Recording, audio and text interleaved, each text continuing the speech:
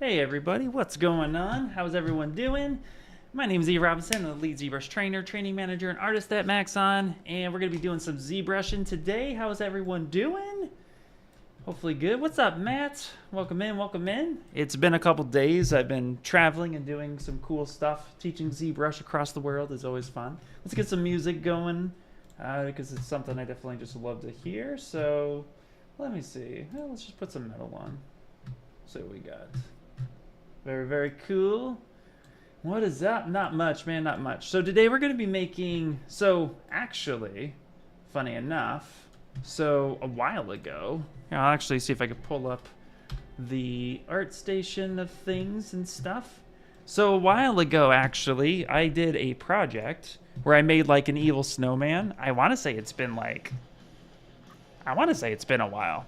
So, but I don't really have it on my portfolio, but I did this thing. And don't worry, you don't have to get it. I'm not really selling anything. Just like this was a project that I did. And I really dug this kind of take on an evil snowman, but I want to modernize it. I want to do it a little bit different than what I had done as well. So it's a new take on it. I did end up 3D printing this piece, but it's interesting because when you look back at your other work, this was how long ago was this? This was a while ago. If you look at your work and you take a look at stuff you've done in the past, I think it's really good to go through and actually start coming in and seeing, where you would do things different or try some changes. So I really wanted to create a new version of Evil Snowman as we're coming into the fun holidays. So yeah, let's go ahead and get into some of that stuff. And then of course, as always too, just real quick, fast and in a hurry, if you are a student and you are looking to get into ZBrush for the first time, we do have a really awesome promotion where it is $20 US. So you have to check out to make sure, but for the year, for all of Maxon 1. So you get all of Maxon 1, including ZBrush, Redshift, etc., etc. So I'm going to put a link in the description for that. And then we're going to go ahead and get started. We'll be using the new version of ZBrush. We'll be using 2024. And so, yeah, let's actually start getting an evil snowman created. It'll be a lot of fun. And yeah, this might be kind of a little fun follow along. So, but it's been a couple days since I've streamed, so let's do it. I got my water/tea. We have some fun music going on in the background. Let me know if you guys can hear that. My OBS was actually quite silly this morning. So, all right, let's go ahead and get into it. First things first, I'm going to duplicate this sphere, Control-Shift-D. And I'm going to go ahead and just do myself a favor, and we're going to go ahead and save this. So I'm going to save this on my desktop, and actually, we'll work off of here. So I've got some sculpt projects, Evil Snowman stream, already made a folder for it. So this will be our Evil Snowman 2023 blockout _001. So naming conventions are always fun. And of course, too, if you're new to ZBrush, the very first subtool always takes on the naming in which you saved your ZTL. And then here, let's just go ahead and we'll call this the body. So we'll get the simple body block out. So, of course, snowmans, they're easy, right? They're nice and fun. So we're going to go ahead and just kind of do a simple scale up here. Now, we do have some spheres that we're working with, but I actually think I'm going to want to flatten this underside here. I don't work in perspective much, so I'm going to actually close that down. And then we're actually going to go ahead, kind of just get something like this going. There we go. And I'm also going to get a Control-W, which will, make that a little bit more, give me a different poly group. So now we have something a little bit like this. And again, I'm actually going to, let's recenter this, reset, boop. And then let's actually hold Control. I'm going to kind of flatten these up just a little bit. This is more of a choice, but I think it'll give us some nice, fun, just irregularities, just a little bit. Not so it's so round. I don't want it to be too round. Very, very cool. I'm going to keep the head separate. So I'm going to go ahead and duplicate this right here, put this up above, and let's call this his head. And then let's go ahead and isolate this one. We'll bring this up. We'll scale this down. And we'll figure out the size of the head later. I'm not too concerned about that, but let's do geometry, modify topology, delete hidden. So we're only dealing with the one object. And then from there, we'll figure out size and proportion later. All right, let's get some arms in here. So I'm going to move kind of quick on the block out because I want to get to the fun stuff. So here I have my ZSphere. And what I'm going to do is go ahead and actually move this on over. And let's scale this down. I feel like because we're going to go with like a tree branch, right, that it'll be good to use the ZSpheres to then just pretty much get kind of something quick, fast, and in a hurry. And we want this to be a little skinny. There we go. Just place it something like this. Now I could just like add another one, but actually what I'm going to do is I'm going to extend this out, and then I'm going to draw one somewhere in the middle and then move that. It's just an easier way to get an elbow with Z-spheres. You know, you can always adjust things after the fact. Let's actually get a better material than this. This is the standard gray material, which I like, but it's sometimes a little hard to see. And then now let's go ahead and draw some appendages. So I'm going to want, actually, you know what I'm going to want to do is we're going to go ahead, hold shift, and then scale this one up just a little bit larger. Give him kind of a wrist. Yeah, there we go. Actually, I'm going to point this down just a little bit. So we're going to get some nice shapes going on here. So we got a little bit of a wrist action. And let's go ahead and draw out a thumb appendage. Move this on over here.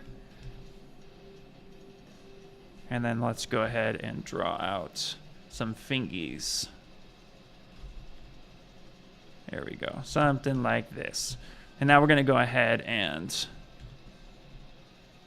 make some modifications.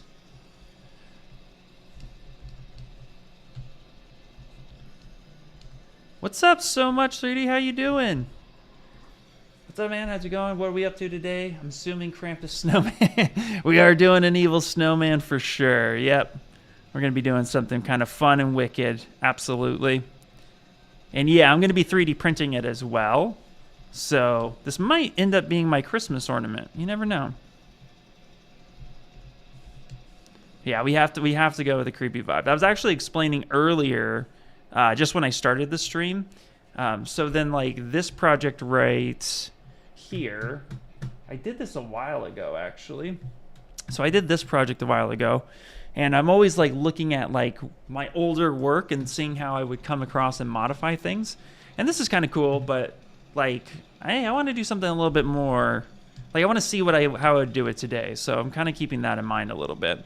But yeah, I love going through older works, just kind of seeing where it all vibes. How are you doing? How's it going?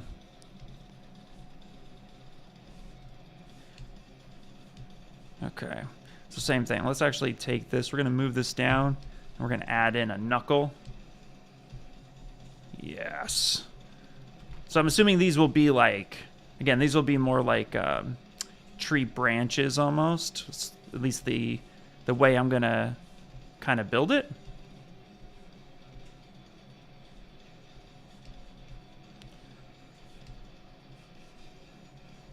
There we go. And then yeah, let's see. We'll see how is this thumb. I think we need another appendage on his thumb. Yeah, this needs to go more like this, and let's actually rotate that around.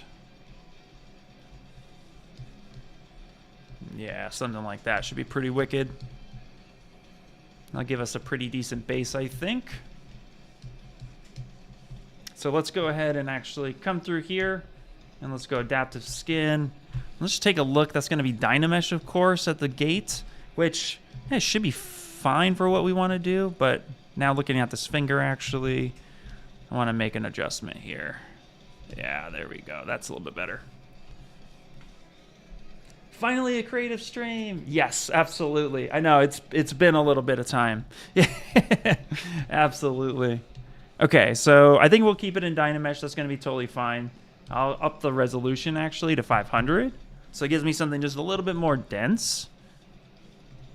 And then I could just like sculpt on top of that, refine that a little bit. It'll be good. And then let's go ahead and make adaptive. So for this, I'm going to call this I like to call these the OG arm. Yeah, OG arm. Block out. There we go. And then now let's go ahead and insert our actual arm, this one right here. So so now we have this guy.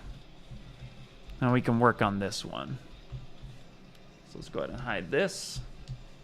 And then let's just do ourselves a favor. Let's mirror and weld it. All right. It's looking horrible right now, but that's perfect.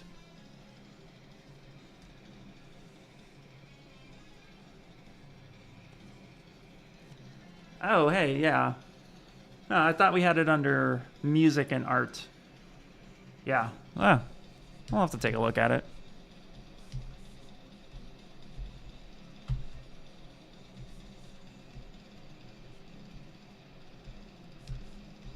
Okay.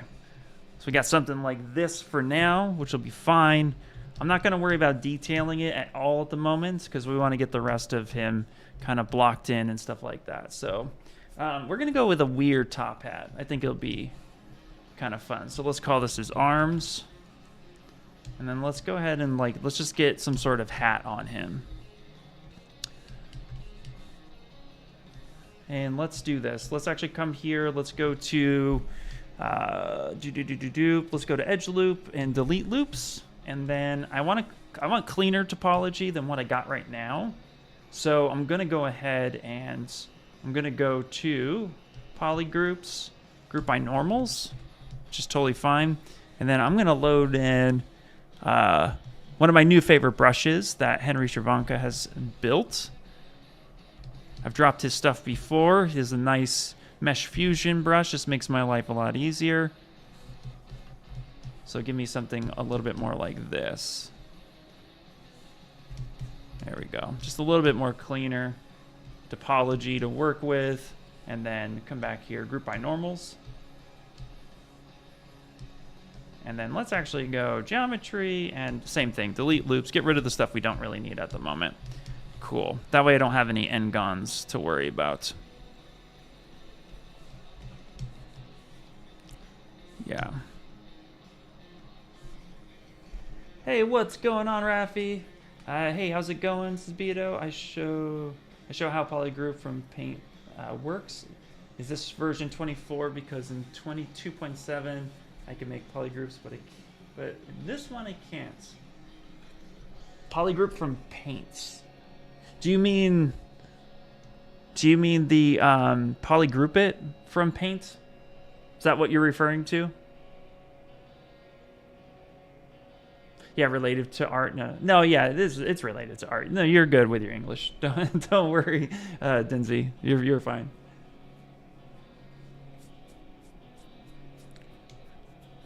So if you yes, okay. So there is something actually that we noticed. So we did update the algorithm a little bit. So let me see if I can actually explain that, and hopefully it makes a little bit more sense.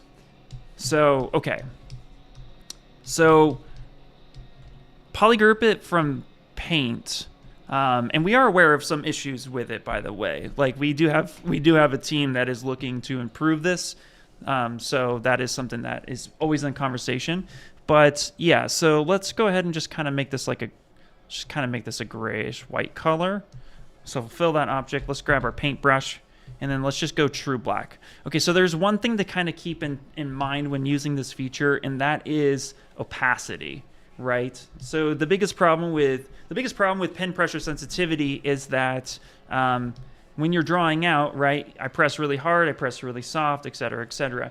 And so one of the things that I've noticed while using this is that how the feature is working, it's looking for a collective group of actual vertices that are connected. And if I remember right, it's like 3.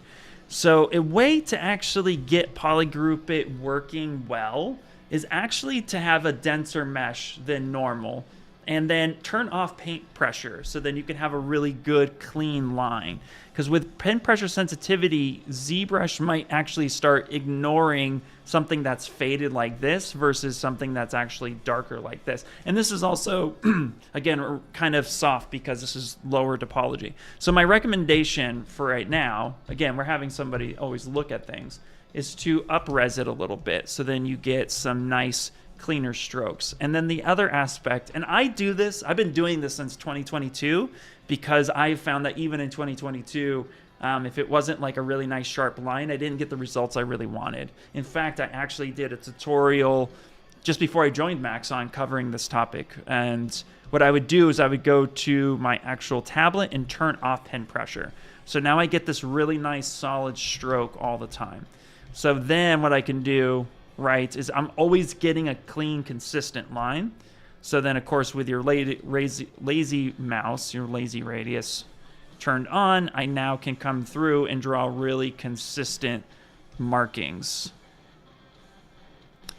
And as long as there's no spacing in between. Now, here's something to note, too, and I do this a lot even as well, is I'll come back and actually add in either a marker and record that stroke, or what I'll do is I'll hit 1 a couple times when I'm painting and ensure that it is a solid line. So it looks something like that. So then when I use this feature, polygroup it from paint or just polygroup it in general, then I should have some nice consistent lines that's happening. And you can see actually the distance between them. So it looks like I have 1, 2, 3, 1, 2, 3. I have about 3 vertices, 2 to 3 vertices between the actual center line. That's giving me more constant result. Whereas if we step back in time to something that's like this, even with a solid line, which that's no fun. Solid line. Here, let's go something a little bit smaller. See, even smaller, it's just not capturing the vertices correctly. See if we can go just a little bit more. I'm trying to get it to fail now. Okay, that should be fine. So even with this inconsistency, because it's just not having enough vertices to capture, this one should fail for sure. This one may fail. This one shouldn't fail. Fingers crossed. Yeah, so those two failed, this one didn't. And it's literally the spaces between the actual vertices themselves. So my recommendation for right now, like I said, is upres it, get something that's a little bit tighter dense, go to preferences and turn off the tablet. So then you get a nice solid stroke. And even with a smaller pen, say something like this, press 1 a few times, and then go ahead and let's see if this works now too. But again, there's only a couple. Yeah, there you go. So then that works. So that's a lot better of an approach. So I would say that's the workaround right now to do it. And I think it's because it has an algorithmic change to the actual function than when we had it at 2022.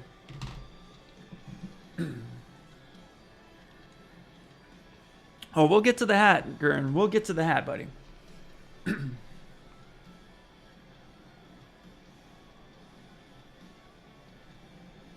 Welcome back, it's Yarv. Hey, what's up, Yarv? How you doing? Yarv, everybody. If you guys don't know Yarv, you should. Yarv is awesome. Can I show you best practices for anchors? Absolutely, you could totally do that. Yep, absolutely. Okay, cool. We're just going through. Somebody had a question about, Beto had a question about the polygroup it from paint. So just wanted to cover that real quick. And that is definitely the way to go about it. So let me know if that helped you out. But that's my heavy recommendation. Great question, by the way. You are so welcome. Absolutely. No problem. All right. Let's get the hat back. So, you know what? I'm just gonna go ahead and save this, and then I'm not gonna come back to that arm. We don't need that arm anymore. So we'll do the hat, and then I'll show you the anchor brush on top with the hat itself, because I think that'll be a really good way to go about it. So let's come in here real quick. Let's grab our ZModeler.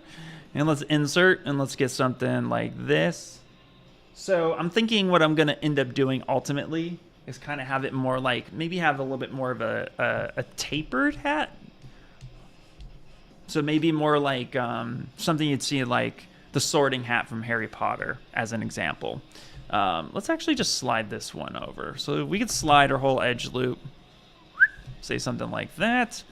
And then I'm going to come in here, and instead of changing all of these to a polygroup that I want, I'm just going to change this one to something else. That way I can isolate this one, grab this mask, right?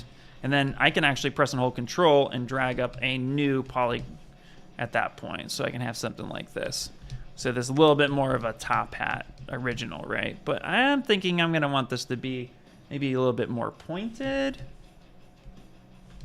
Maybe, I don't know, we're experimenting. We're going with something a little bit weird today. You know, or maybe he has a stick out of his hat. I don't know. Kind of playing around at the moment. You know, a traditional top hat actually might be kind of cool. Let's do that. I'm very much indecisive, as you all can see. So, let's come in here real quick. Let's just get something that looks close enough for what we're going. I want the... Usually top hats have like, it's thin. It's not like a thick, you know, it's not super thick on the brim. Words. So we'll kind of scale this up a little bit. Nah, that's fine. Okay, that should be pretty cool. We'll go with something like that. Now I'm gonna want to see some natural fall off on this. So let's go insert just a single edge, and I'm gonna support a couple different ways, because right now, this is the important part about clean topology, right? If I were to do decimation master, sorry, not decimation masters, a dynamic subdiv, I'm going to get some interesting mesh. And if I were to subdivide this right now, eventually this mesh on top is nice. It's really nice and a lot cleaner than a N-gon would be. So it's giving me good deformation, but I'm going to want to support this for right now, but give it some natural fall off. So then when I finally upres it for the final product, it's actually going to give me what I want. I love to control my fall off this way. This is something very near and dear to me. So I feel like it's a great way to really just control your object overall and give you the result you're looking for. So this is something I do a lot, where I'll come in and kind of decide like that line right there should be good. Maybe we'll pull that one back. And that way now, I'm getting like some really nice lines. And I can decide at any point in time, you know what, this line is a little too close. I need a little bit more. Boom. Yeah, that looks a little bit more. That looks a little bit better. I like that. And then now let's actually, I do like to give hats an internal, even though it's going to be 3D printed, the hat's going to be solid. Me personally, actually like to come in here and give it a little bit of like an internal structure. So I'll come in here like this. Actually, I don't know why I did it that way. I'm gonna go QMesh. I'm gonna queue this up. I'm gonna queue it up. Boom, boom, boom. There we go.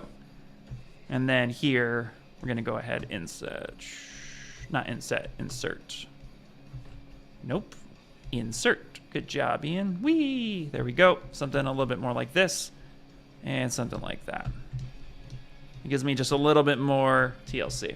Okay, so anchor brush. If I wanted to deform this, let me show you best practice on anchor brush. So anchor brush is really, really cool. I can even show you on the arm, actually. It'd probably be a little bit better. But nonetheless, like best workflows with anchor brush.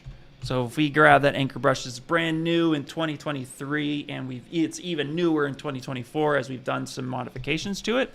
One of the cool modifications from 2023 to 2024 is that the anchor brush, before, if I wanted to, on these arms, for example, I wanted to rotate, right? I would have to mask off a certain spot, because at some point in time, it would affect the overall mesh, right? So I would say like, oh, I want to move this, but then if this was in the line of sight, it would actually move. Now the update is that you don't have to mask it anymore in order to do the movements. So, but let's go over how this actually works, because it works with move, rotate, move and rotate together, scale, inflate, and twist. I see a lot of people just using rotate mostly that's where I've been really playing with it. But the inflate and the twisting is also really cool, especially for arms. So the base idea of this is you have 2 points. You have point 1 and point 2. And there's a starting point and an end point, right? So if I put these 2 points here, you could see that it's actually deforming and it's twisting and rotating, okay? Like all brushes, it also is affected by the focal shift. So if I adjust the focal shift and then do this, you'll actually see here now that I'm getting a different result. It's defaulted to 100% so that it has a clear start and a clear end. But you can modify this to actually give you some really interesting results, which is really, really cool. So first off is you got your point 1 and point 2. You can actually press and hold, I believe it's Alt, and just delete those points if you don't want them. But think of this as like a step down. So if I wanted to bend this elbow, right, and then I wanted to come and bend this wrist, this is how I would end up using it. I would create the first point. So I come in and create point number 1. Let's go delete that, delete that. So create point 1 and point 2. This is where I would want that bend to happen. And then let's say I wanted to now work my way down. So I want to bend this wrist. So point 1, point 2.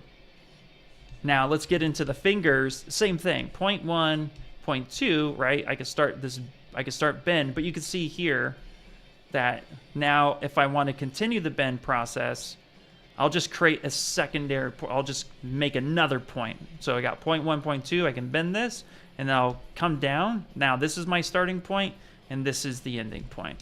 So it's all about just like it's like a step down function where you're going and you're putting those points in order, and then you're just kind of working your way down.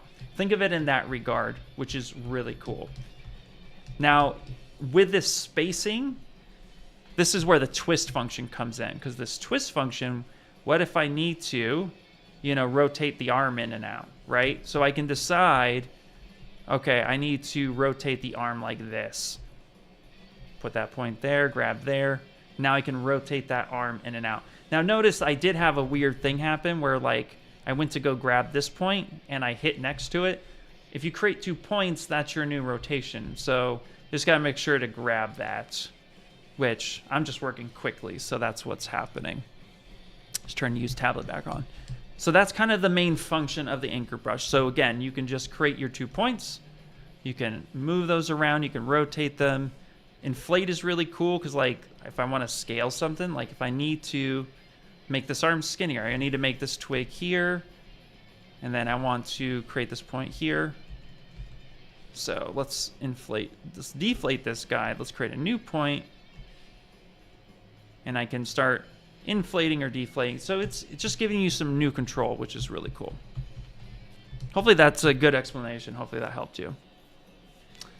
What's up, Harsh? I'm making a evil snowman and going over some new features as well. Absolutely. Oh yeah, absolutely. Good tip on the Rain X. Yes, 100%. Oh, you're from Brazil, Brito. That's cool. Yeah. Yo, the Painted Dragon, what's happening?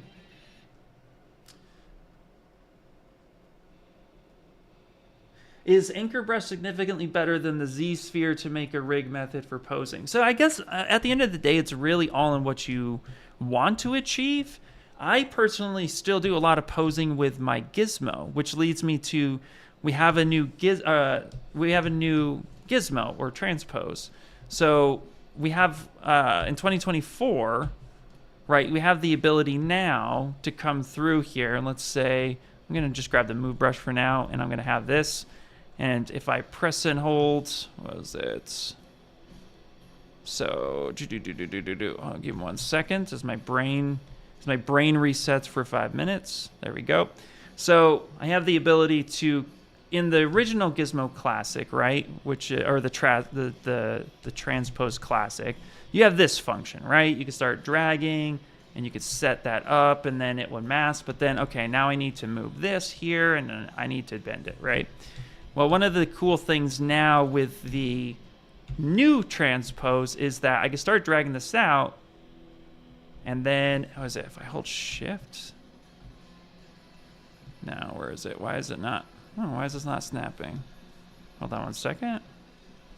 Where is it? Give me 1 second. Okay, hold on, give me 1 second. Sorry, my brain is like malfunctioning. I thought it was okay. Well, interesting. Okay, let me step back on this one. I think maybe I misunderstood this tool.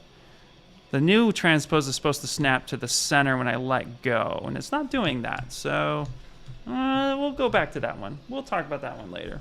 I feel like it may not be functioning as I originally thought. The new one is supposed to snap into the center for you automatically, making posing a lot easier. It's not doing that for me right now, so I'm wondering if my brain is just malfunctioning or if it's not working as expected. Yes, I don't think it's working as expected. Okay, all right. Well, let's not hyper focus on something that. So anyway, so it's up to you. To answer the question in short, the anchor brush is another solution, and that's one of ZBrush's biggest benefits is that you have another solution for something. So like posing fingers on my Leonardo piece, if I actually come here, do I have it? Let me see if I have it. I don't know if I have this one. Let me see. This might be the T-posed version. This is the T-posed version. Blah, blah, blah, blah, blah. Let me see if I can just load it up real quick. The pose I did with my Ninja Turtle for the actual hands itself. So if I go to IG Ian Robinson. Oh, no, not Ian Robinson. IR Sculpts. All caps. There we go. Cool. And let's see if I can look here real quick. Did I send a pose on it? Did not. I think it was in my stories. Okay. Well, nonetheless. Oh, I know what I can do. Here, I'll pull it up real quick. I actually posted a render of it in my Discord. So let me do that real fast. And since I'm on the topic, if you're not in my Discord and you want to, I'll send the link here in a second. But if I go to, you can't see it right now. If I go to my artwork, yeah, it's fine. There it is. Okay. Okay, so if we take a look at this right here and we kind of zoom in. So the posing of the fingers was all done with the actual anchor brush itself because it was way easier to get in there and manipulate the mesh with the anchor and get the fingers right where I wanted to have them. I found that this was super beneficial in getting this type of pose with the anchor versus using the traditional method, which is gizmo, bending, gizmo business, et cetera, or using ZSphere rigs for that point. So yeah, in short, it's a better solution for some things. And so I would definitely recommend giving that a go. So yeah, I find it very useful, especially since the masking part of the anchor brush in the last version of 2023, I found that one to be a little cumbersome. It almost felt like, okay, it's not quite perfect where I want it to be, but now it's like, yes, this is good. I don't have to spend time masking. I could just make my 2 points, bend it, make my 2 points, bend it. And the cleaner your topology, of course, the easier overall it's going to be to make those deformations. So yeah, 100%. What's up, Chris? How you doing?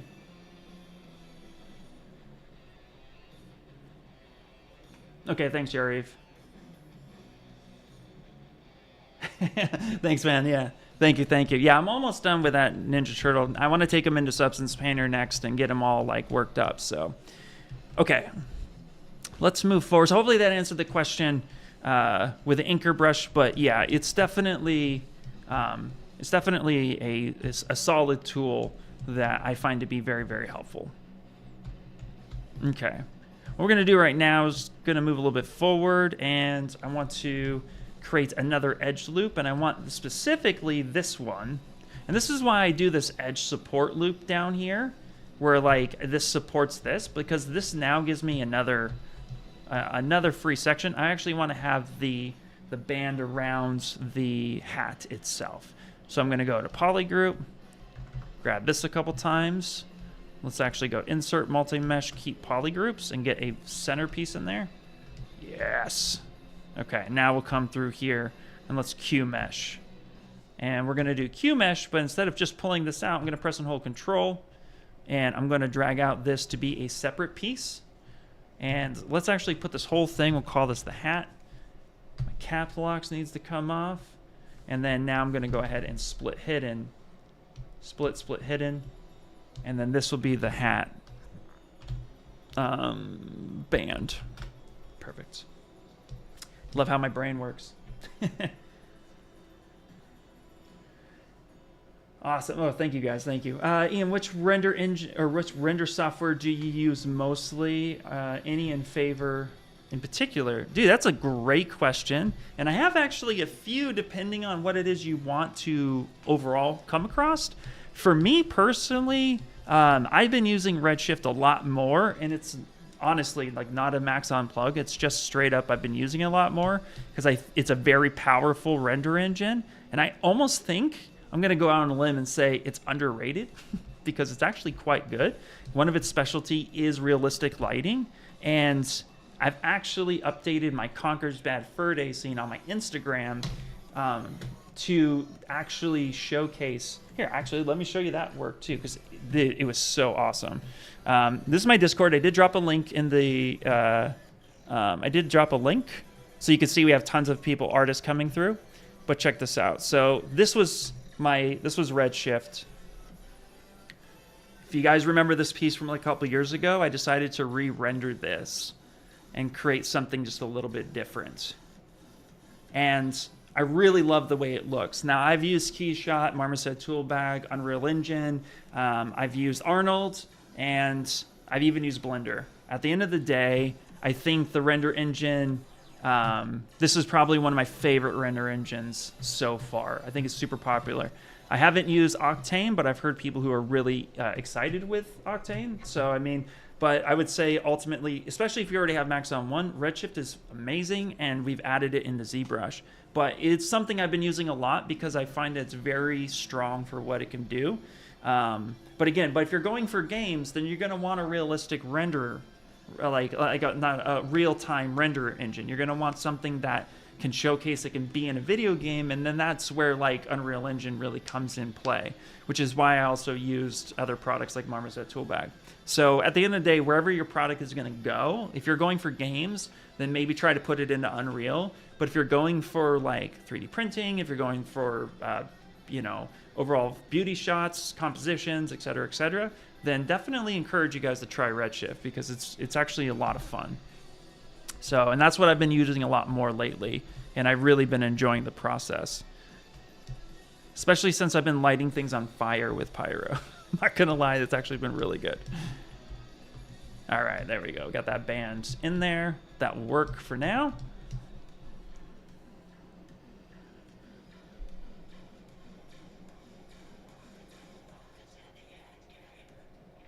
Oh, so you Luck Lori, you mean like having like if you were to have like 1, 2, 3, 4, 5 points, and then you can go through and adjust.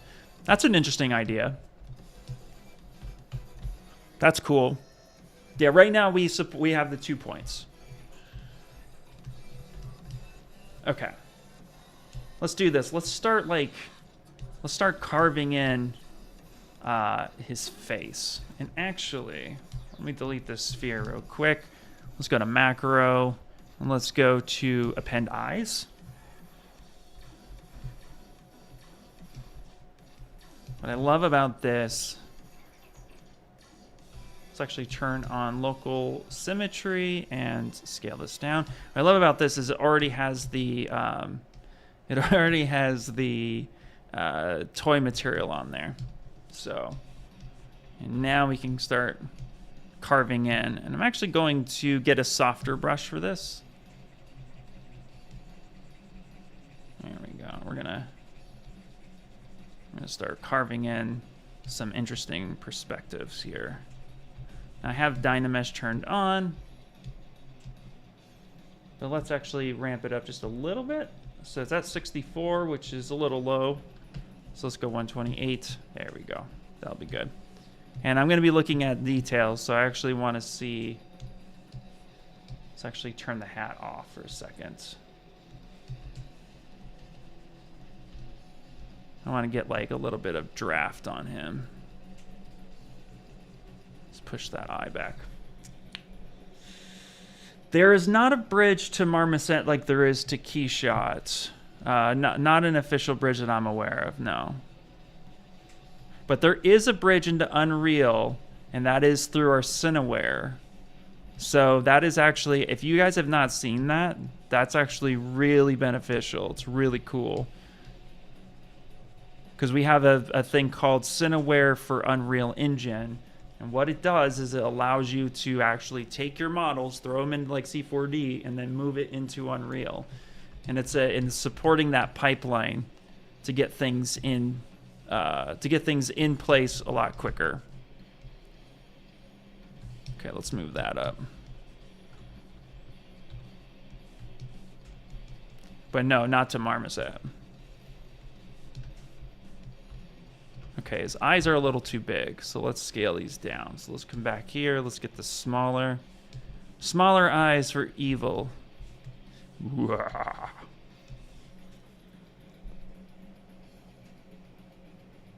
Fun fact, Joseph Trust never sculpted anything on a stream. He only modeled.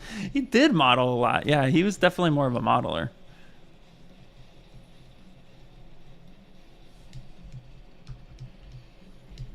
Okay, let's do ourselves a fun little favor, and let's see what kind of mouth we want to go for. There we go. I always find that these things look a little bit silly in the beginning.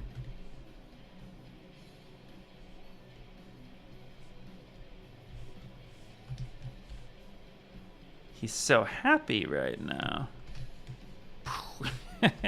Okay, let's actually increase the resolution just a little bit more. It's a little low. Yeah, that's fine. Okay, perfect. Okay, and we're going to take the move brush.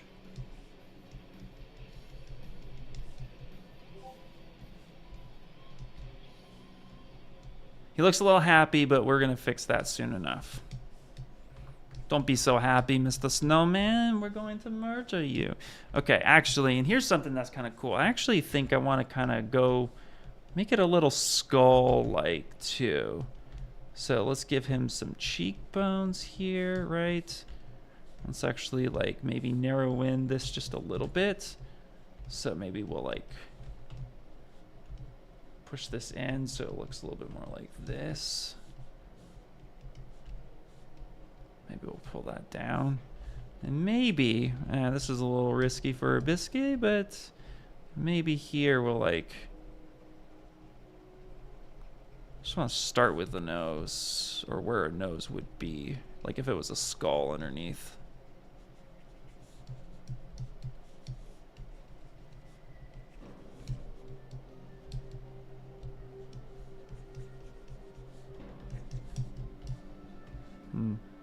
I don't know if I'm liking that direction. That's okay. All right, let's not go in too crazy of a direction, but let's do this. Let's actually get a nose on him. We have a general idea. Let's make this a carrot.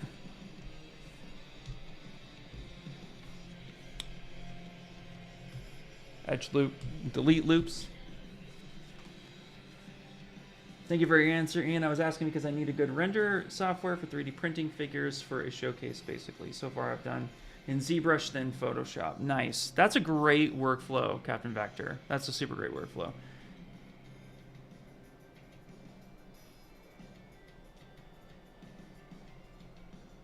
Ian, has Maxon ever considered in the future where 2 or more artists could potentially work on the same sculpt at once, in a sense, for production pipeline? 2 camera setup system. Oh, you okay? So you're talking about something like a live stream. That's an interesting idea. I've floated an idea similar to that before. Yeah, it's always about the logistics of it all. But we are in the business of helping create pipelines and showcasing pipelines, which is something that we did at NAB this year, which was back in March, NAB Las Vegas, where we did work on a single project all the way through, utilizing Maxon 1 tools and other tools like Adobe Substance and Unreal Engine as well. So it was actually pretty neat. I'll actually share that, but it wasn't during a live stream as far as like one of these, but it was live streamed via NAB. So if I actually, let me see real quick. So NAB, what was it? Building Worlds, I think we called it, with Maxon 1. It's a 4-part series. And it started with Anna Carolina, actually. No, it ended with Anna Carolina because she did the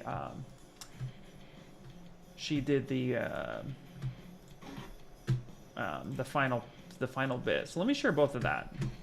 So actually here, let's do this video link, and then I'll do one more, and you can take a look. But yeah, it's actually been a fun topic for sure.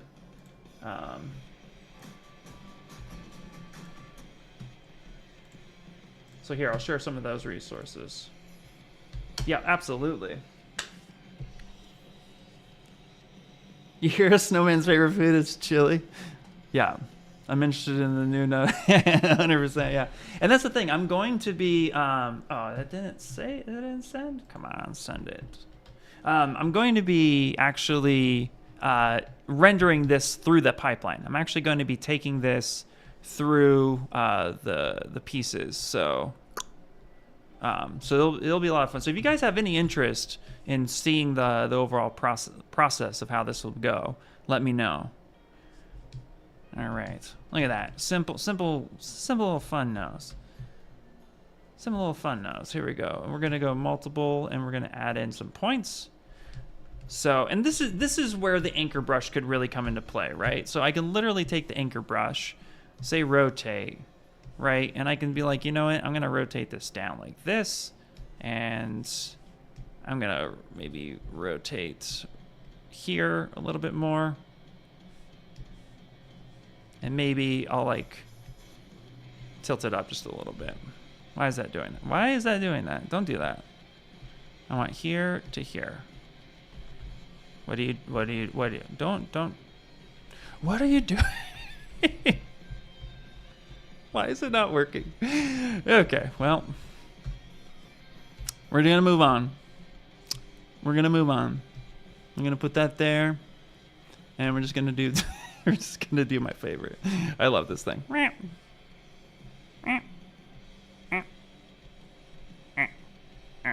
done. All right, there we go. Anyway, so how's it going?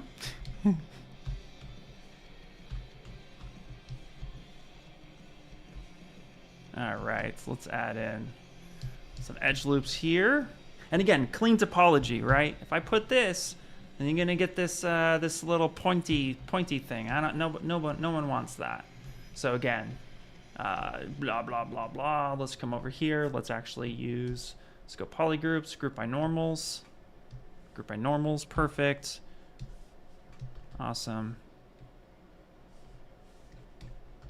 Let's get some clean topology happening here. Done. Now that's gonna deform a lot better. And now we can come through here, and let's actually turn on the wireframe. I'm hitting all the wrong buttons in all the right places. Boom, boom. Okay, great. And even here, we can even do this, where it's like, let's get rid of some of that stuff there. Let's get rid of this line right there. There we go. That has a little bit more of a natural fall off to it. It looks cool. And then if we want to, we can utilize some of these points here. So this, I like to do this. I want to add like, carrots have like little ridges and bumps to them. Or, you know, they have like little divots. So I'm actually going to go ahead and create something like this. And then we'll QMesh. Why aren't those the same color? So let's do this. I want these to be the same color. Makes it easy. There we go. Come in here, QMesh. I'm gonna do something like this. Ooh, maybe that's a little too much. Let's do this. Let's actually insert, no, not insert, let's slide. Get these a little bit thinner.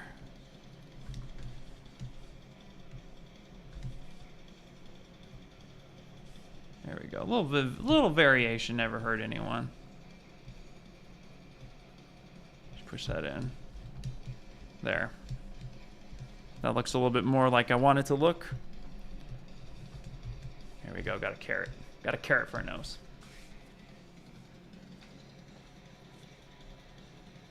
Oh, yeah, absolutely. So, actually, let me send you to a link real quick, if I remember right. So that was actually done. So this is actually an old technique and a really fun technique, and it's called Mesh Fusion. And Mesh Fusion actually allows you to completely take Polygroup and restructure the mesh in itself. So here's a link to the brush I just used, courtesy of Henry Chervenka. But let me explain Mesh Fusion real quick to you. So Mesh Fusion, I'm going to insert just a basic cylinder right here. So Mesh Fusion works on polygroups, just like a lot of things in ZBrush. And the idea behind the idea of it is that if you go to polygroups and do group by normals, and let's say now I want to pull up like this, like I have a half primitive shape, and now I need to make this top part here spherical. So I now need this to be attached to this. Well, I could DynaMesh that, but maybe I don't like DynaMesh. Maybe I need to actually weld this together and have the geometry supported, right? So I can now take something like this I can drag this out, and it will fuse, making this one solid piece. So beforehand, this is just a half-open sphere, right? But I drew it out on this shape. It's taking a look at the polygroups. I clear the mask, press and hold Control again, drag it out, and it's going to rebuild and stitch that together. So now this is one piece. So now if I take this, soften this, right? This is now welded together. This is one piece here. So that's Mesh Fusion, and it's really, really good. Well, now the thing with all topology is n-gons, right? Where you get like 5 or more actual edges coming into a single point. So you get something like this, and you're like, when this deforms, this looks gross. No one likes this, right? So now I'm having different shapes. So I want to fuse this together. And actually, too, I've never done it this way, but in theory, I should be able to, yeah, stitch this to that. But here, I use this for specifically taking this brush. I know this is 32 edges. Henry did a solid, and he built this brush. He actually showcased this at the ZBrush Summit, which is really cool. And so I can drag this out and match up those lines. So here, let's actually move this forward. When Solo's turned on, everything disappears when you drag something out. But see, I can line up these edges to those poles, control drag, and now that rebuilds that and gives me super clean topology. And if I do something with this maybe a little bit lower, so this 32, so let's go in half, let's do 16. So let's say something like this. It'll then rebuild and try its best to keep it quadded as much as possible. But you'll now notice you'll start getting some like random poles and stuff like that. So and you can build these yourself too really easily. If I wanted to build something that was based on this mesh, you know, we could just automatically just come through here. And I would do this a lot. I would come in, I would use geometry, and I would ZRemesh this. And so I would actually divide this up a little bit, giving me some more topology. Come on up to my stroke. And then, of course, too, like, I would say, you know what, let's go, not stroke, rather. I want to go to transform, active. I want to activate both the X and the Y. The X and the Z coordinates to get an even ZRemesh. ZRemesher, adaptive size down. I want to keep groups. Turn that sucker down all the way. I'm going to say, okay, I want to do this. And then I'm going to divide this in half. And so you can create like clean topology like this, and then I can turn this into a brush. So I can come in here and I can say, you know what, let's go ahead and let's go modify topology, delete hidden. Come in here, say, let's create a new insert mesh brush. Say, nope, let's go brand new. So now I have this shape, right? So if I turn this off, there's my shape. If I know my edge loops, of course, you can always build these out with more control. You could take the time and build them. This is a quick way to do it. So now I have my brush. So now if I go back to this clean topology, and let's actually give this a different polygroup just so we could see the difference. I drag this out, right? Rebuild, boom. Just made my own. So what's cool about Henry's is that he actually did it so that he already did the hard work for me. So I shout him out every time because I personally don't want to build this from scratch when somebody else already did it and I can support them. So I grabbed this guy. I know it's 32. Boom, boom. Easy peasy lemon squeezy. It's so awesome. I freaking love that feature. I think that feature's like 12 years old though. I don't think I'm exaggerating. It's a pretty old feature. But we're making a resurgence. Actually, when Henry shared it, I was hosting his presentation, and when he showed me his presentation originally, I was like, "This is going to be so gold. That's going to blow people's minds. I don't think they remember that feature." And then he showcased it, and I was like, "Yes, yes, absolutely." Okay. Okay, let's do this. Let's get some. Snowmen are not perfectly round, so now I'm just going to go ahead and start giving me just a little bit of, yeah, let's give some weight on him just a little bit. I think I want to make the scarf on this. Where are we at on time? Oh, we barely started. Okay, great. Exactly. 100%. So did I share the link down? If not, I'll do it again. I'll share the link. Please go and, yeah, if I remember right, that brush is free. There you go. Okay, great. Just want to reshare that. Just give him some love. But yeah, so that way now I don't have to worry about anything else, right? I got this nice clean topology. It's perfect. I don't have to worry about anything. It's such a great function.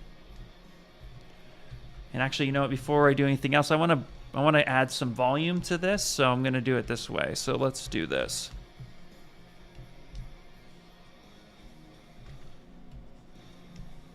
All right, so let's come here and let's go. I'm going to create some edge loops just here in the middle. And I'm going to go ahead and just going to kind of inflate this a little bit. And I'm going to do this independently.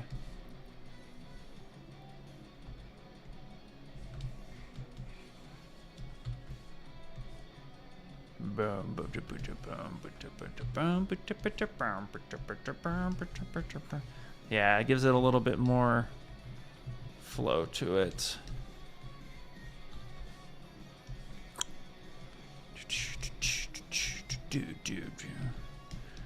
Awesome, awesome. And actually, I'm going to probably push this in just a little bit. Yeah, there we go.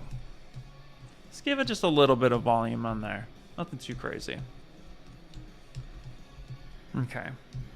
Let's get the rest of the stuff out, and then we'll worry about volume later. I always do block out.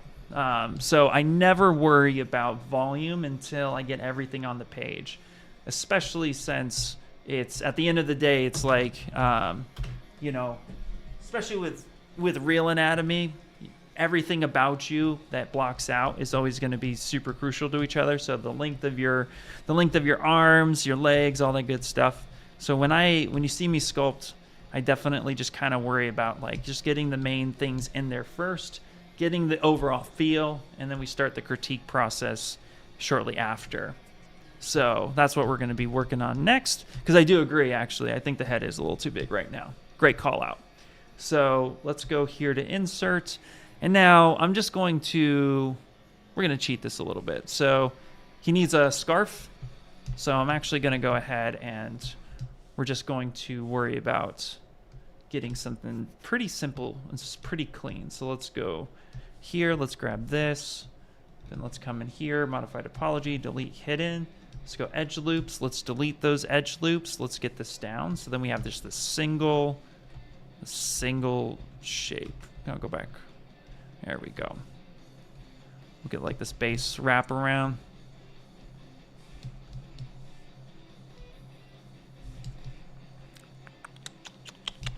Yeah.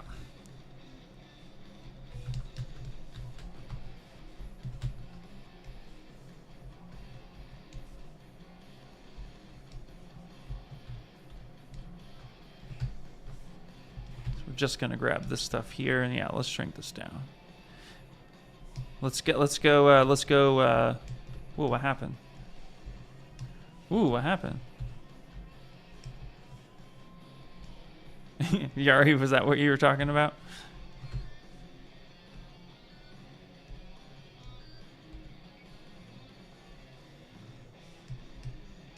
Interesting. Okay. Okay, that should be fine for now. All right, let's get this in here. Let's actually put this up, and we'll get this a little bit tapered here. Now, we gotta figure out where exactly we want the scarf itself to be. So we'll call this scarf. Scarf. Let's put this in a folder. Scarf.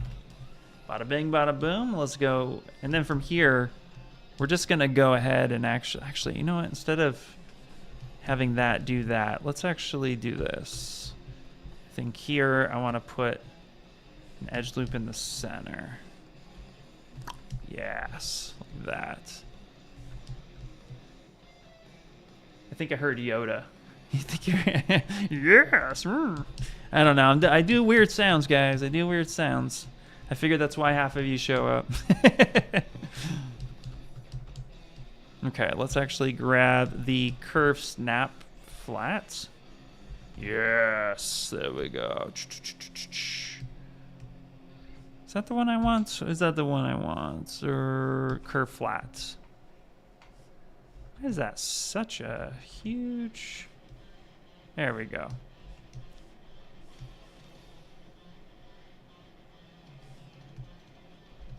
Might be a little too big.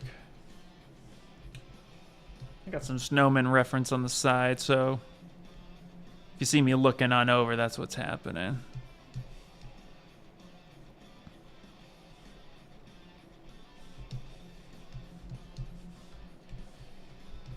Let's get the split.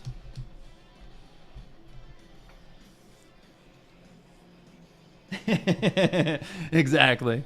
Yeah, 100% agree with you. Got to keep making the weird sounds, because then you just, yeah, sculpt so much better.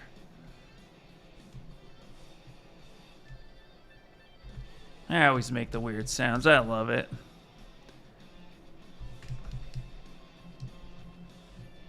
Okay. Again, we're not going to worry too much. I'm probably just going to stick that underneath for now. Scale this up a little bit. Let's actually center this. And hold control. Nope, don't do that. Just scale this up. This music is also amping me. I don't know if you guys can hear it. I usually try to play music just so then we can have a vibe with it all. Okay.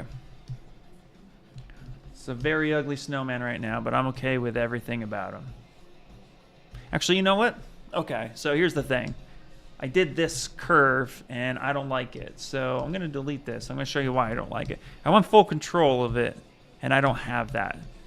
This curve, like, I love the curve system in ZBrush, but a lot of times I want to just bend things in a very certain way, and I can't do that with that in its current state. So what I am going to do is we're going to come up to Stroke, Curve, and we're going to do as a line instead. We'll turn off Bend Start, and we'll do the Repel off. And let's just get a nice, solid, straight line. Doesn't really matter where that's at.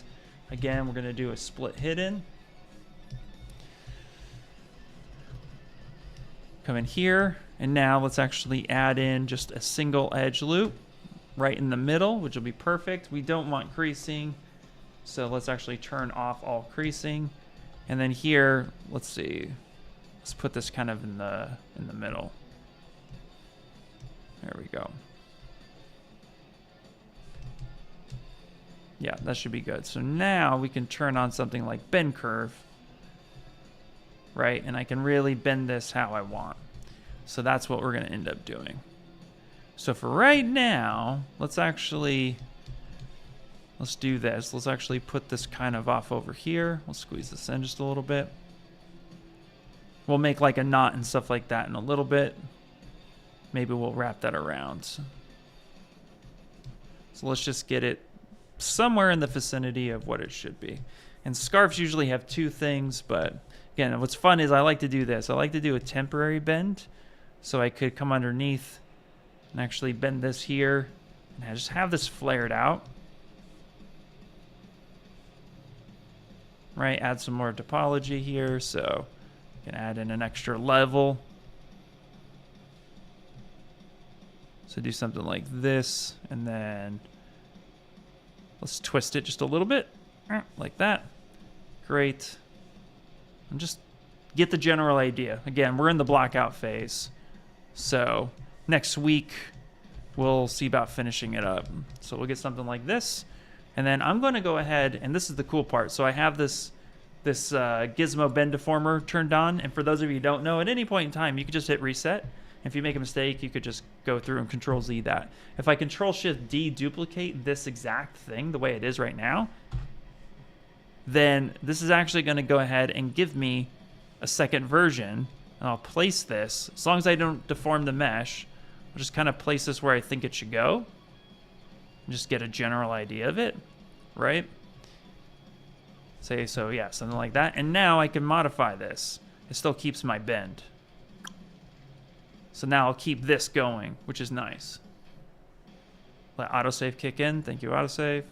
Come in here and set that up. So now I have this, and I'm not worried about anything else. At any point in time, I can reset. I could change this, and most likely I will. So this will just get us kind of close to what we want so we can see what's happening in the world. And then this is a little bit too large and not in charge, so let's scale that down. Okay. All right. It looks terrible, but we're going to do great. Untwist that just a little bit. All right, perfect. Let's go ahead and hit save. Hey, what's up, Master Film? Welcome in, welcome in. We're just making an evil snowman. We're in the blackout stage. So we'll either finish it next week or I'll end up finishing it off stream and then just share it with the world, as I tend to do.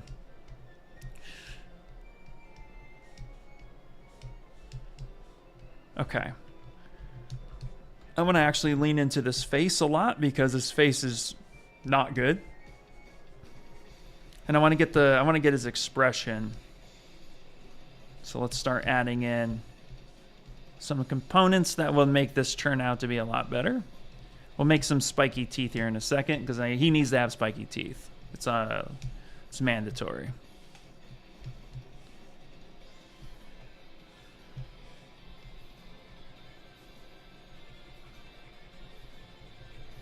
Let's get him some deep eye sockets. I think that's going to be cool.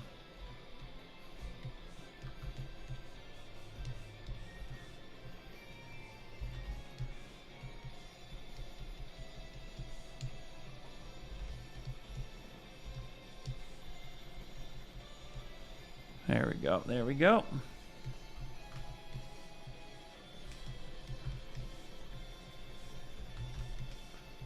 So right now I'm just kind of marking out the planes, things that I think should be where they at, something that's going to make it read a little bit more of what I'm going for.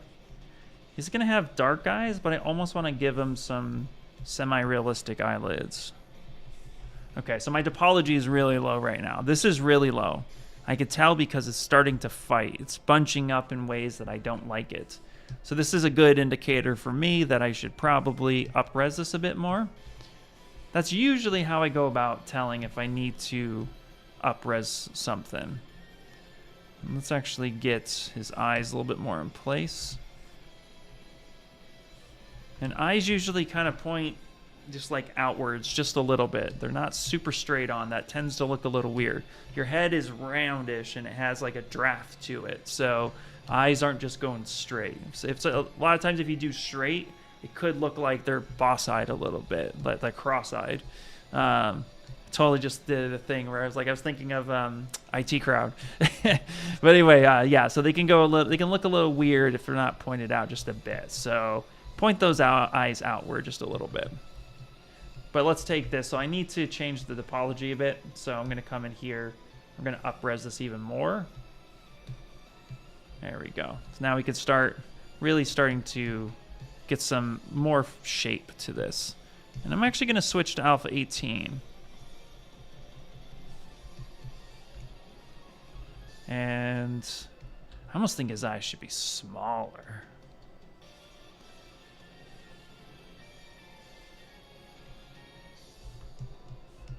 I know, we'll find the appeal. Let's do this.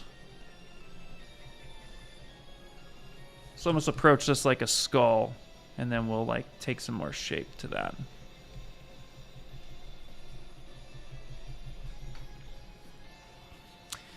Do I use DynaMesh or ZRemesher or both? And when do you switch if you use both? So I use both for sure. Absolutely. Great question, by the way. I use both. I use DynaMesh in the blockout stage. So something like this, I'm exploring face shapes right now. So he's made out of snow, but I'm exploring how I want that to look, right? So DynaMesh is good because I could just rebuild the topology. I'm not super worried about anything.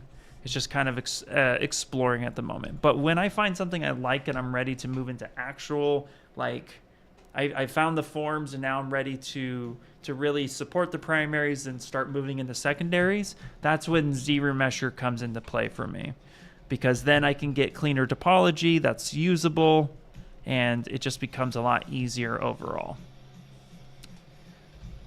Now, it's totally up to you. I personally, and I've seen other artists, take things to completion with DynaMesh. There's nothing wrong with that. It's just, at the end of the day, it always is going to be, well, where are you sending it? Like, obviously a DynaMesh model for games is not ideal, right? But for like a 3D print, DynaMesh is perfectly fine. It's just DynaMesh can be quite intense instead of something like ZRemesher.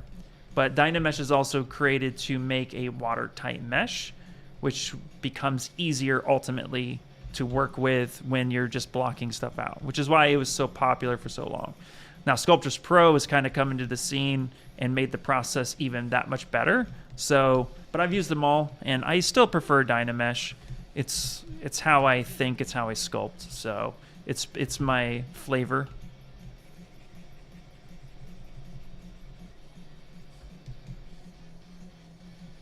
All right, let's do this. So, kind of like the main shape so far, but let's get some teeth in here. We're gonna make some icicle teeth.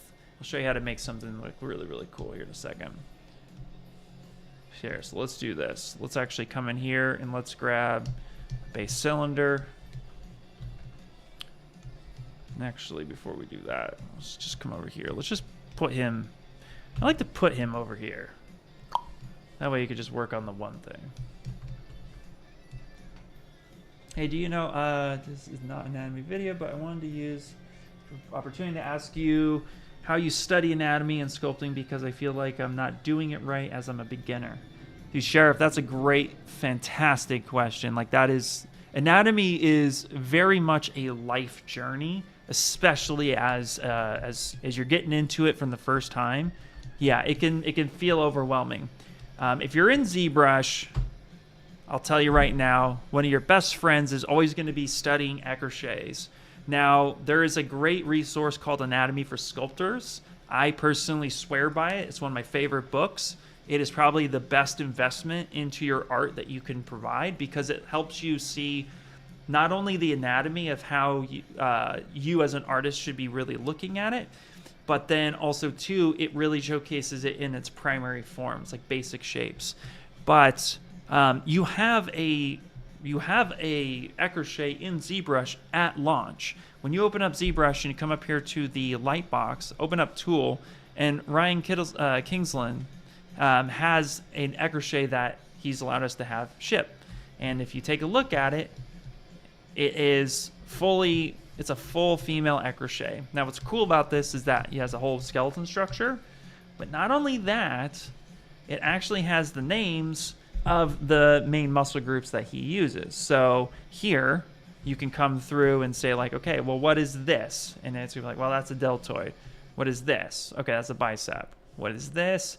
That's a external oblique, right? What is this? Oh, that's the reductus abdominis. And you can butcher names like I do all the time, and you'll feel really good about it. So you have this, and it's properly named, which is good. So this is a great way to have internal reference.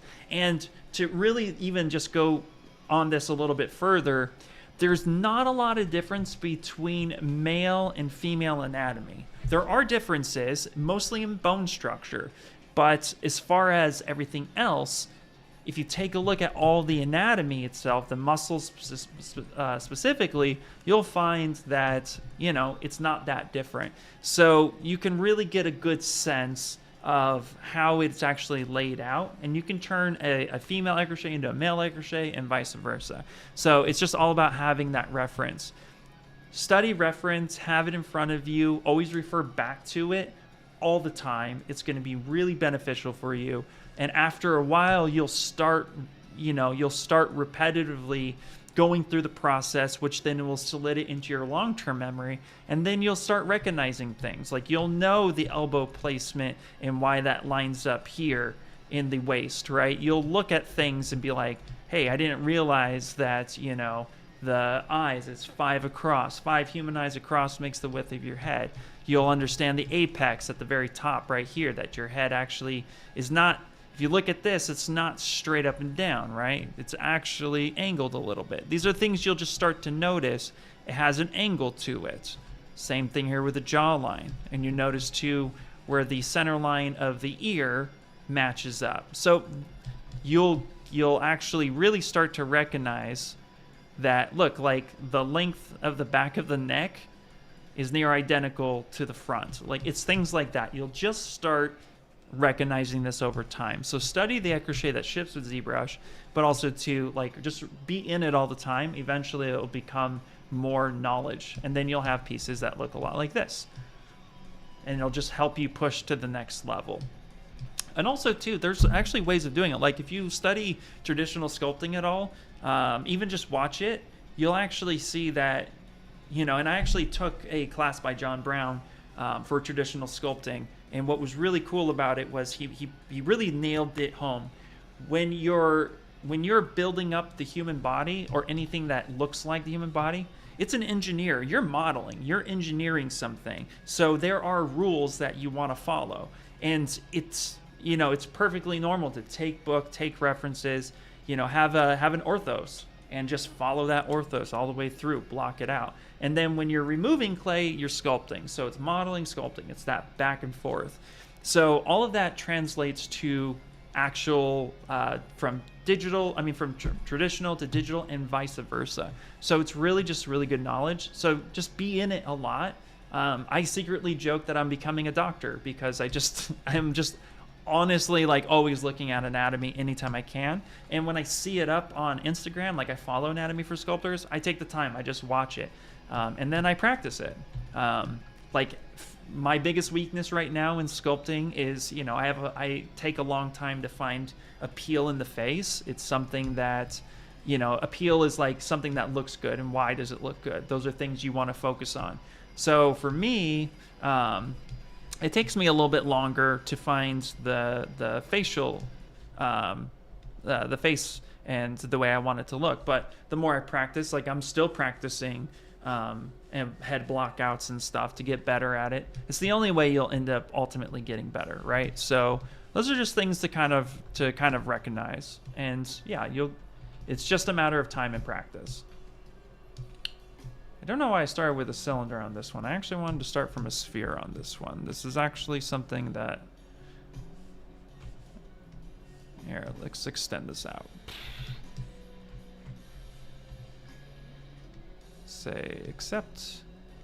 Come in, I'll scale it down. That's what I was looking for.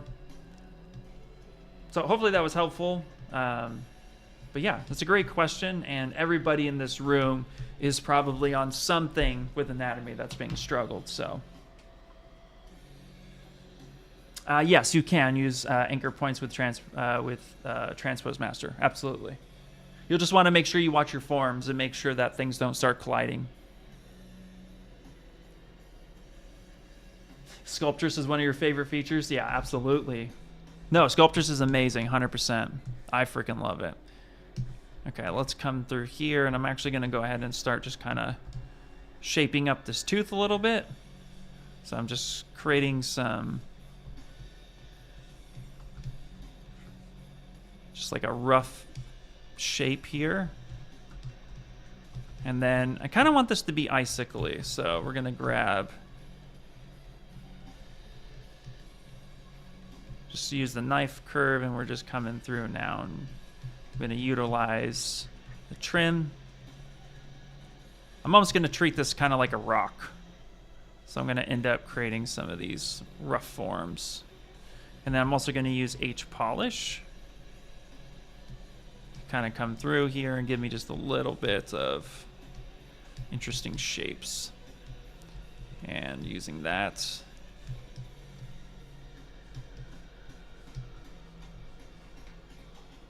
I am making an evil snowman. Right now we're making the teeth. It's very rough right now. It's very block out status.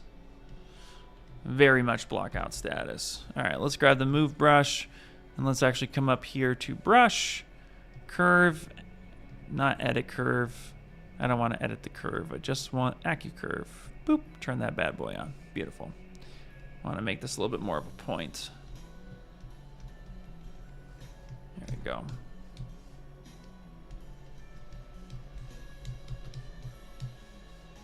Yeah, that should be fine.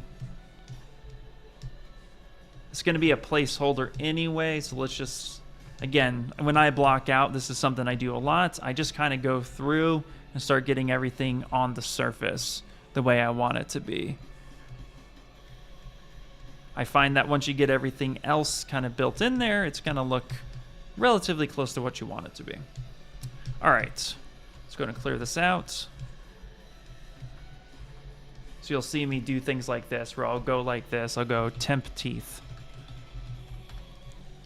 And that's just because I need the placeholder there. I want the teeth to be in there so I can see what's going on. This is also, now this is also something too. So I just shrunk this down. So here's the thing. So DynaMesh works by the resolution slider, which engages into the size of the object in the viewport. And this is important to note because right now it's set to 128, right? But if I scale this down and then redo it, you see it's like super low resolution. So this was the scale down. And then if I back this up and come up, and this was the before scale down at the 128. So big difference, right? So when you have DynaMesh on and you take something and you build it and you're like, yeah, that's pretty cool, I like that. And then you scale it down and then you have DynaMesh on and then you turn it down. And then you like rebuild it and it comes into something like what's on the left. And that is actually going to be a little bit of an issue, right? So the way to prevent that is either A, turn that off, or B, scale this back down and then use a resolution slider and find the new resolution, which in this case went from 128 to 1028. So now I can actually rebuild that and keep that size right there. Personally, or you can do the other way, which I like to do a lot, which is I will just come up here, add a marker for history, and now I will ZRemesh, because this is only a temporary tooth. This isn't the final tooth. So I'm going to go ahead and just ZRemesh this and get a lower version of this that I won't accidentally DynaMesh. And I don't need it to be different polygroups. That was just from the knife curve.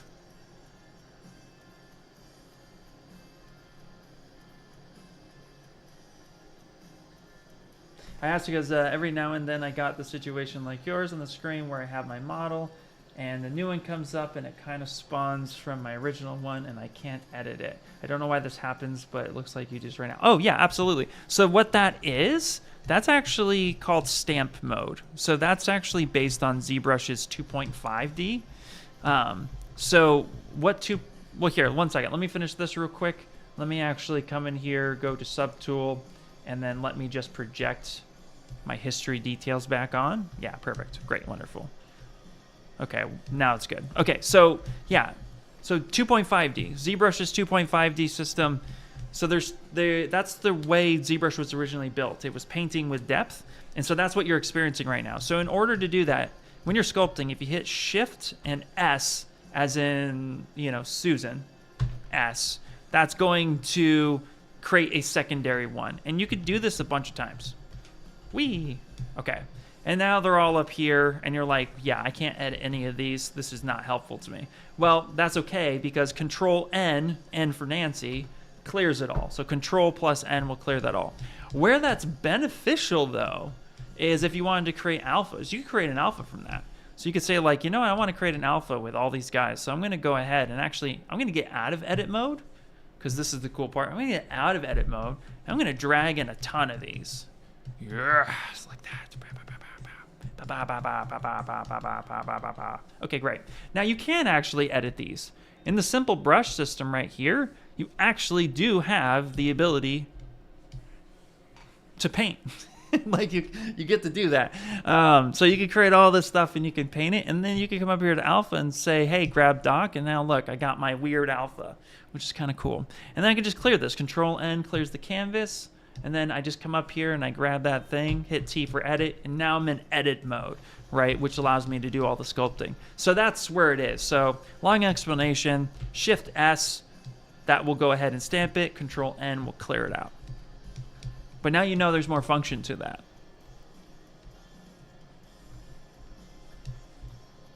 And hopefully that was helpful. All right, so let's get this guy some teeth. All right. So what I'm going to do, these are just temporary teeth anyway, but I'm going to work on one side and then kind of redo this. Not redo it, but I'm going to put them there, and then I'm going to probably end up doing some asymmetrical stuff later. But for now, we're going to come in here and we're going to do a little bit more symmetrical. So I'm going to add some teeth in here. Some will be longer, some will be shorter. Control dragging this out. Yeah, there we go. That's going to look pretty cool. All right, control drag. I like to rotate around. I like to follow the contour of the mouth a little bit. There we go. Say something like this. It's kind of cool. And maybe one more tinier one. There we go. Okay. And then here we're just going to go ahead and we're going to do modify topology, mirror and weld that. So then we have it on that side as well. And then what I will do at this point is just kind of mirror and weld the face, make sure that it's truly symmetrical. Okay, great. And now we're going to come in here. We have symmetry turned on. I'm going to start sculpting and getting these protruding a little bit.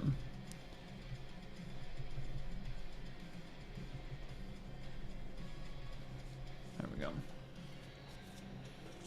Oh, thank you. Hey. Motu, thanks for the compliment. Yeah, I just got a haircut. It's pretty cool. Do you know a way to make an object conform to the shape of another, like shrink wrap? Yeah, absolutely. There's cool ways we could do that. Yeah, absolutely. Yeah, there's a couple ways we could do that. Yeah, give me 1 second and we'll get into that a little bit. Absolutely. Yes, there we go. Cool. Okay, this is also too where we're going to start like kind of giving it a little bit of character. There we go.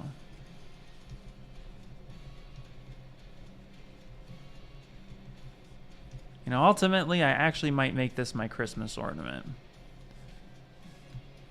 I think that'd be kind of cool. Get a little bit of a flare out here. There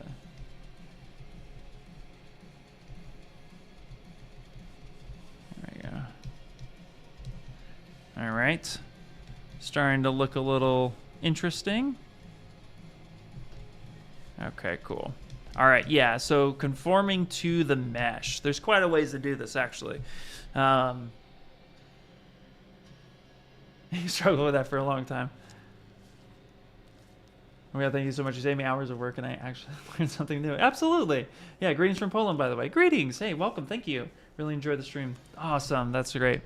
Thank you so much. Okay, cool. So conforming to mesh. So let's do the Venom approach of things here real quick. So let's say we have a basic sphere and we want to conform this to this mesh, right? So I'm going to scale this down a little bit and I want this to start wrapping around the mesh. There's actually a way you could do this, and it doesn't have to be attached to the same object. We can actually just go split hidden and focus on this. And we can do this with a SnakeHook brush.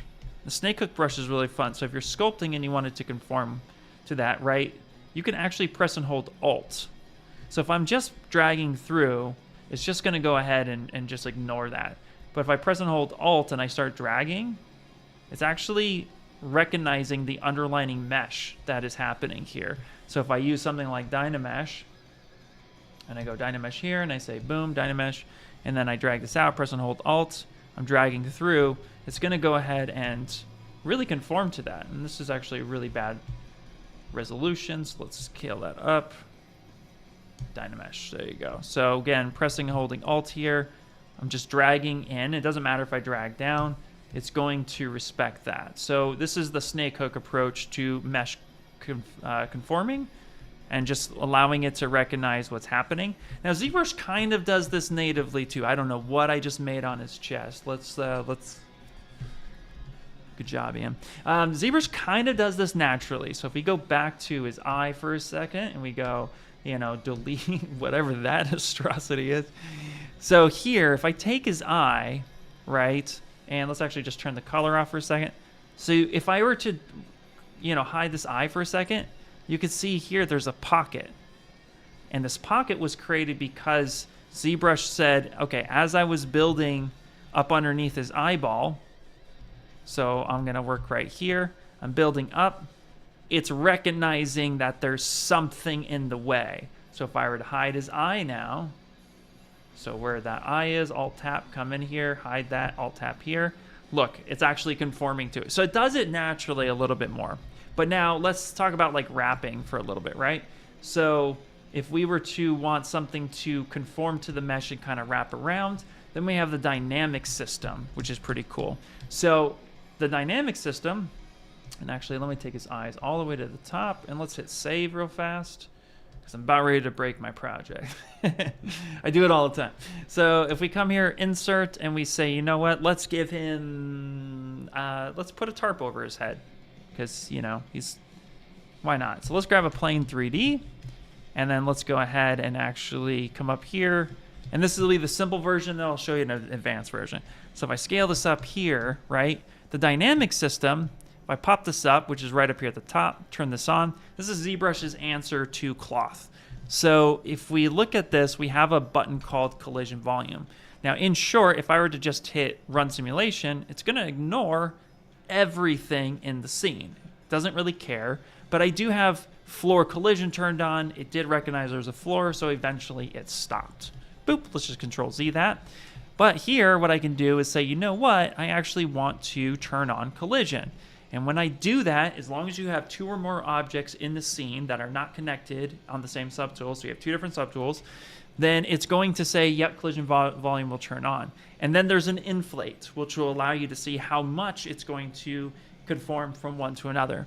So now if I say run simulation, there you go. Now it's colliding with all of these different objects. I can hit escape at any point in time. And of course, too, this is resolution based. So you can see here, it's not a very big, dense mesh. So some things pop through. If I Control Z a little bit and maybe come on and give it a little bit more resolution, something like that, rerun the simulation, now it's going to do a much better job because of the vertices. Also, slower is better. So gravity of 10 might be a little too fast. I can come through and try a lower gravity, and it's not going to punch through as much. This is also single-sided geometry.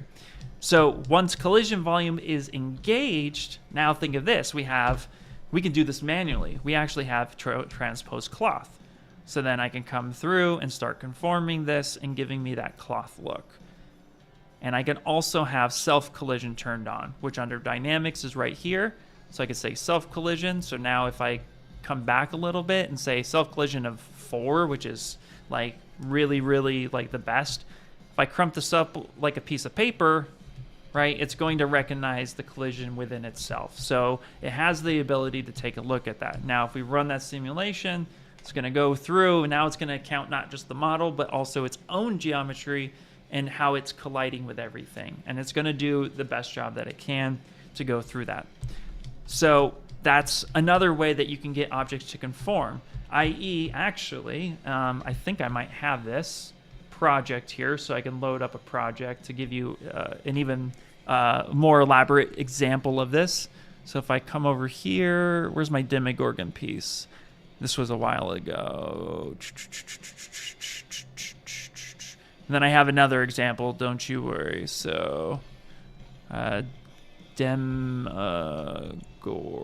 just go demo. What pops up with demo? Demogorgon, there we go.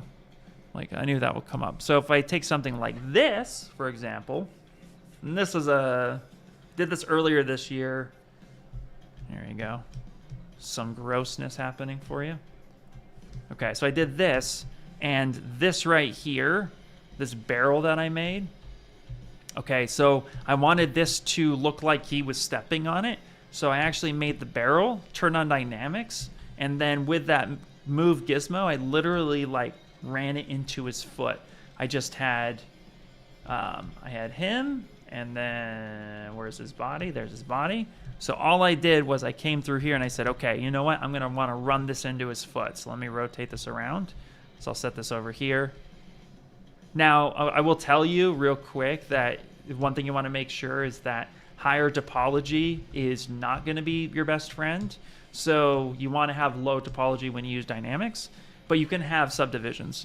So here I could say you recalculate the scene, and then with the transpose cloth, I literally can move this in, and look, he's just crunching and stepping on it now. That's actually how I got the foot crunch around his foot, so it looked a little bit more natural. And you can just do that until you're satisfied. And then you can be like, boom, he's stepping on it like a madman. Perfect. And then finish up your details. So that's another way that you can go about doing it. And then finally, actually, let's go back to the Demogorgon piece, because why not? Let's say I have some text, and I want to get the text to be conformed onto his body. So let's go a completely different route. So let's come in here and let's say we have, where are we? It'll come to me eventually. Text, listen to new text, and be like, hello, what? What? Like, what are you doing, Ian? What's happening here? Okay, I got some text. Yes, perfect. And maybe not on his body. Let's actually grab the normal gizmo, because we had the transpose cloth. So let's grab the normal gizmo. And let's actually end up giving this some resolution. So I'm just going to divide a bunch of times. Perfect. At least it has something. This will be for a demo. And now I'm going to want this to conform to this guy right here. So I'll line it up as close as possible. This is actually good for statue bases when you have like text or names or something. So I'm going to say, yeah, like let's do this. And I'm still going to divide a little bit more. Give me some better resolution. Okay.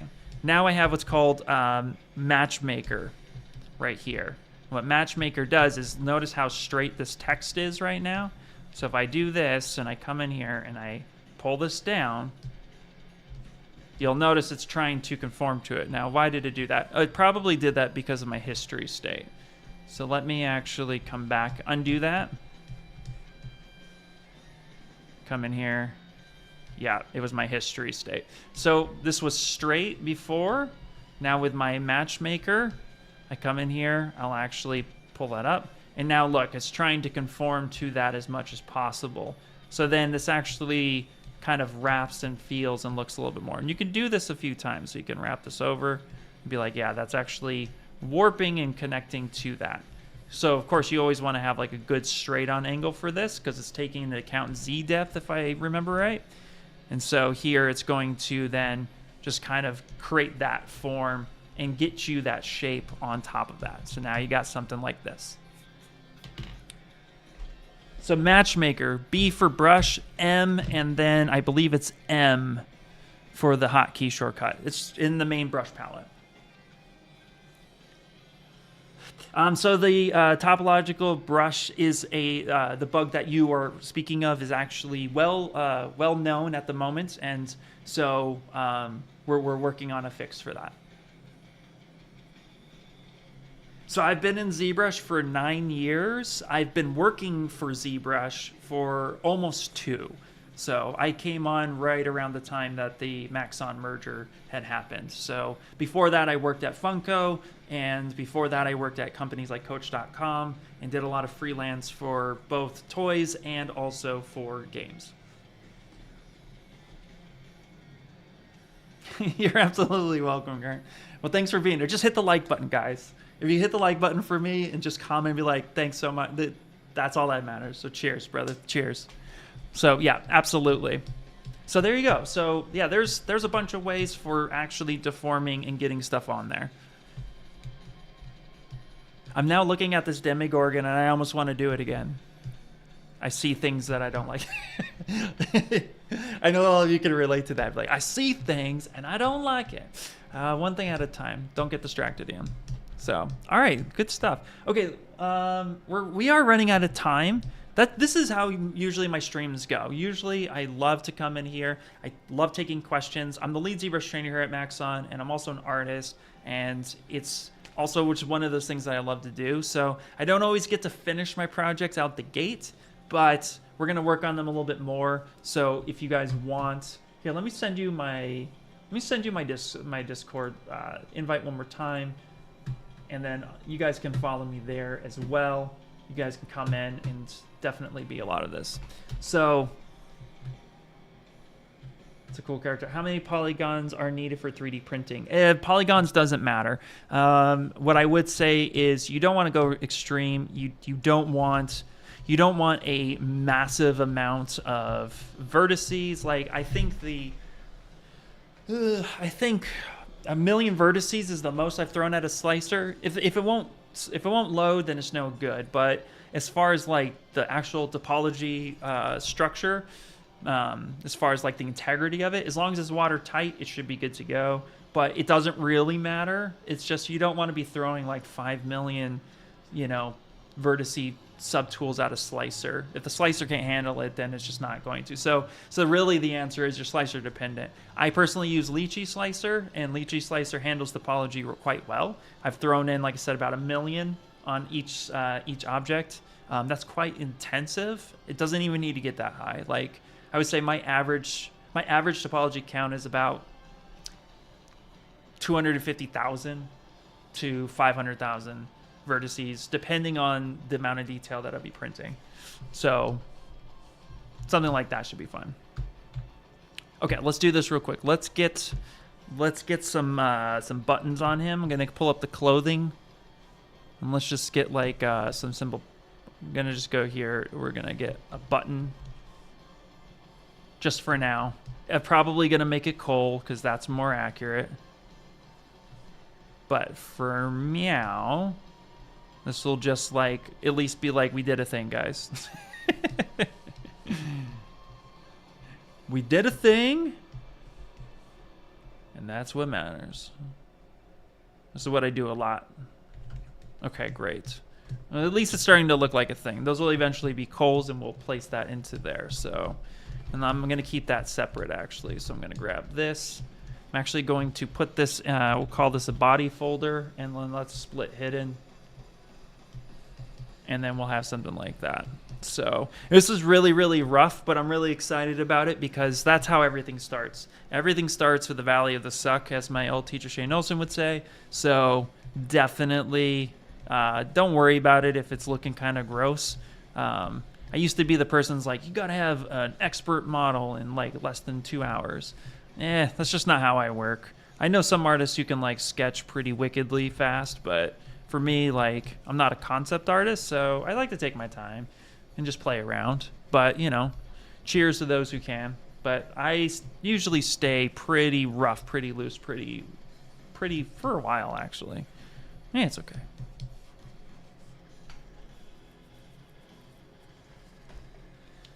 I will leave live notifications. Oh, thanks, man. That'll be a problem. Do you have any other platform for streaming? So right now, no, I don't. I used to stream on my own Twitch channel, but I just haven't had the time to activate it. I usually stream here, but the Discord link that, here, let me send that. I don't think I sent that. Yeah, there you go. The Discord link, I'm usually in there a couple times a week, but it's also a great community that there's a lot of people in there who are helping each other grow as artists, as people. They come in, they share work. There's like a whole thing going on there. It's just such an awesome place where it's even gone beyond where I've even thought it would go, which is just amazing. It's like we have a lounge where people go and hang out. We have a chat. We have places for like, work in progress where people come in and showcase. And what's cool is there's people that actually will do help critiques. You could tag me, and if I, when I get a second, I'll come in and help out.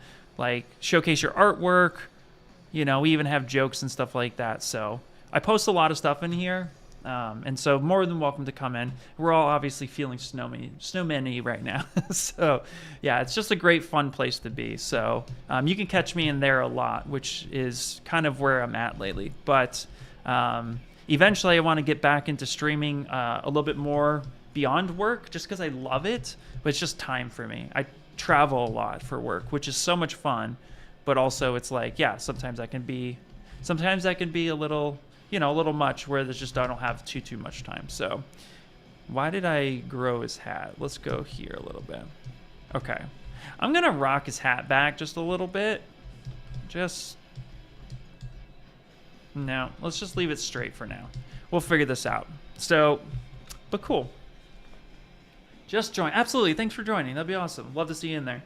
Okay, that is going to complete for today's stream. What are you doing, autosave? Perfect. Love it. I'm going to play it safe. I'm going to go here. I do this a lot. This is me. I'm not a big quick saver guy.